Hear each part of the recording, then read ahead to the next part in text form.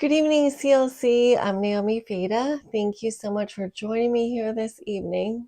As you know, we've been spending quite a lot of time talking about the promises of God because it is just so important to know them, to pray them, to really root your faith on them, and to ask God to show them to you in your everyday life. And I know especially in seasons when I've been going through difficulties or challenges, knowing the promises of God are something that create that firm foundation, that solid rock to stand on, to cling to pray, to speak over ourselves, and knowing, what is God's plan for us, what is His intent.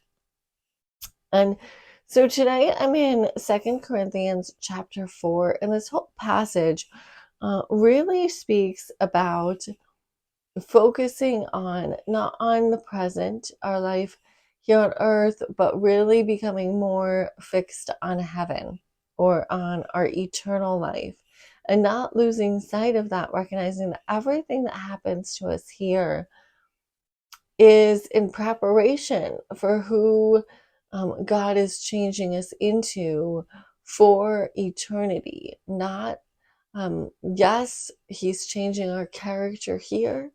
He's changing us to become more and more like Him each and every day here, but He also is using it to transform our character for that eternal life, that forever life with Him in heaven. So I'm going to start reading so it's chapter 4, verse 17, and it says, "Your present troubles are small and won't last very long, yet they produce for us a glory that vastly outweighs them and will last forever."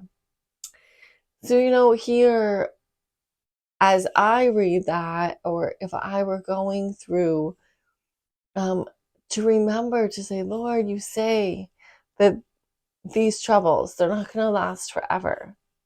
And thank you that they're producing a glory that will outweigh them all, I believe.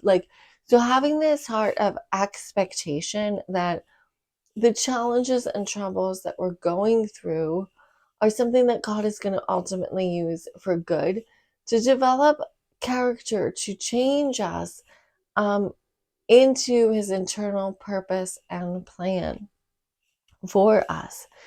And really, I often call it wrestling with the promises, or wrestling with things that are going on. Meaning, if you have questions, if you feel like this is something that's hard to understand, and I'm going to say, think that we all do, because in our own natural state, we don't like going through things. We don't like the challenges of life, the loss of loved ones, just the everyday, whether it's finances or trouble with your children, or just the little things that are happening. Even for my own self, I wouldn't even call this a trial or a but we have been completely off the grid for a couple of days because our cell service in our area died, and then our internet modem went off.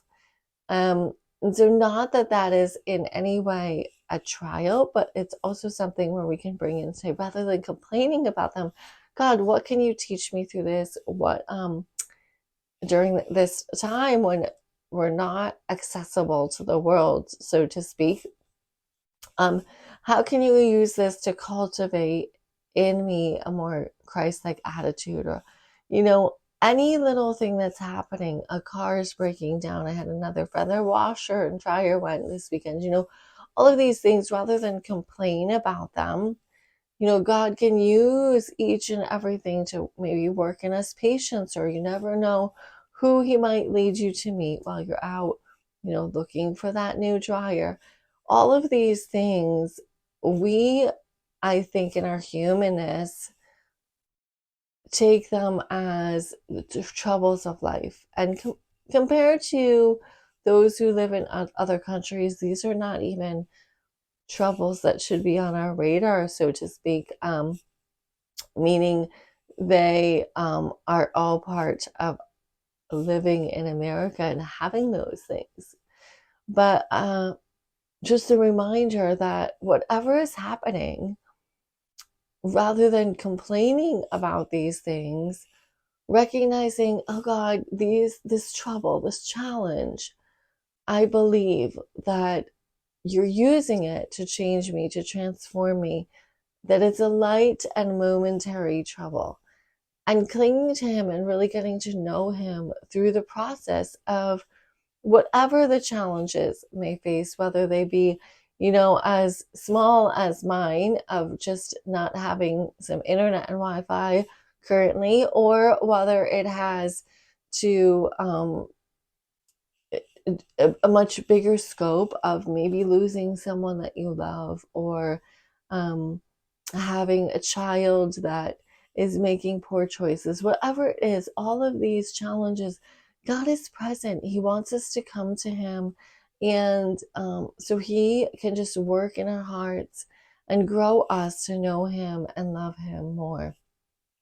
So just thank you for listening. God bless you, and look forward to seeing you in church on Sunday. Be sure to check us out in person at 20 West Main Street in Catskill, meeting at 10:30 on Sunday mornings. We'd love to see you there.